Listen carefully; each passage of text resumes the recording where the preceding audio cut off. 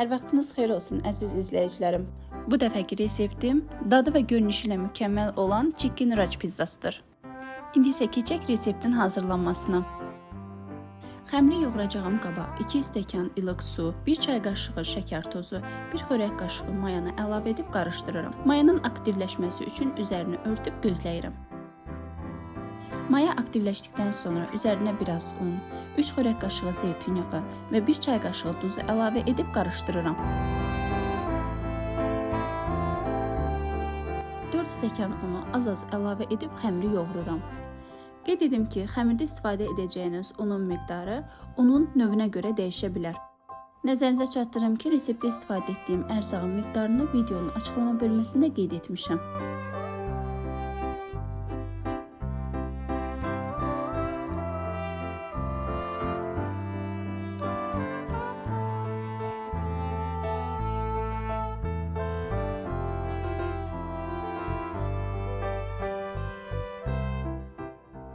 Xəmiri yaxşı yoğurub toplamaq üçün dəzgahda davam edirəm. Bu xəmiri yoğurduğunuz zaman undan çox istifadə etməyinizi məsləhət görmürəm. Yaxşı xəmir əldə etmək istəyirsinizsə çalışın çox yoğurun. Bu xəmiri mən ümumilikdə 7-8 dəqiqə yoğurdum.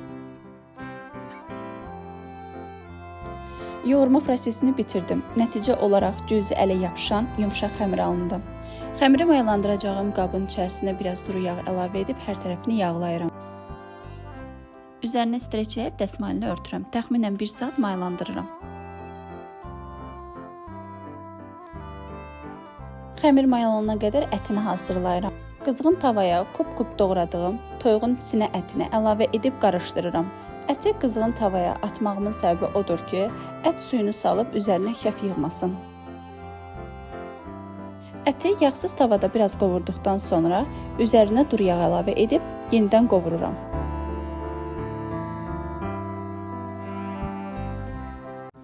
Əti yağda qovurduqdan sonra üzərinə duz, istiot, sarı kök, şirin qırmızı toz biber və 1 diş rəndələnmiş sarımsağı əlavə edib qovurmağa davam edirəm.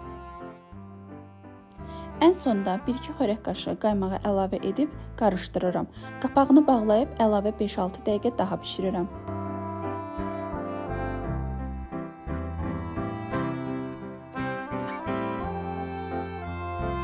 Və nəticə olaraq Chicken Ranch hazırdır.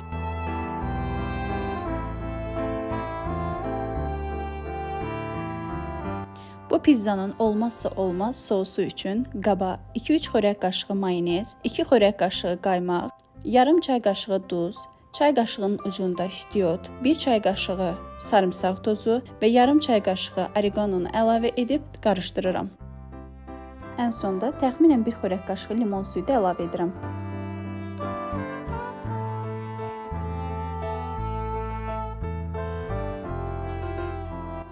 Xəmirim artıq mayalandı, çox gözəl bir xəmir alındı. Sözün əsl mənasında restoranlarda yediyimiz pizzaların xəmiri ilə eynidir. Xəmirin biraz havasını alıram, daha sonra dəzgaha qarğıdalı unu əlavə edib xəmiri üzərinə yerləşdirirəm. 3 kündəyə bölürəm. Hər kündə ümumi olaraq diametri 30-31 olan pizza alınır.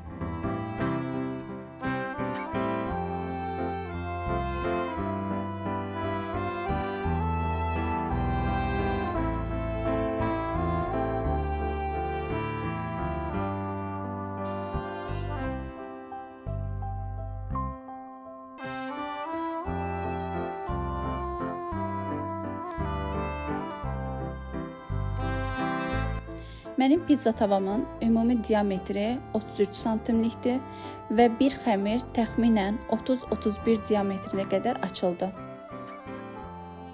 Xəmiri tam açdıqdan sonra üzərinə sosunu əlavə edib hər tərəfinə yayıram.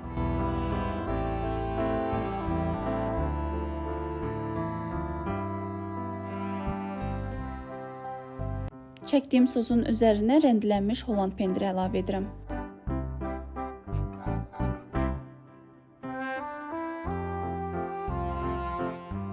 Ən sonda ətlərini də əlavə edib əvvəlcədən isidilmiş 190-200 dərəcəli sobada təxminən 10-15 dəqiqə bişirirəm. Bişirilmə müddəti hər sobaya görə dəyişir. Xəmirin və Holland pendirinin üzəri qızarıbsa, deməli hazırdır. Sobada çox saxlayıb qurutmamağa diqqət etmək lazımdır. Ən sonda üzərinə sosundan əlavə edib servis edirəm. Fərqli dadı, qaymağı, pendiri sevənlərin ən ideal seçimidir. Mən də bu pizzanı sevdiyim pizzaların siyahısına əlavə edirəm. Mütləq sınamağınızı tövsiyə edirəm.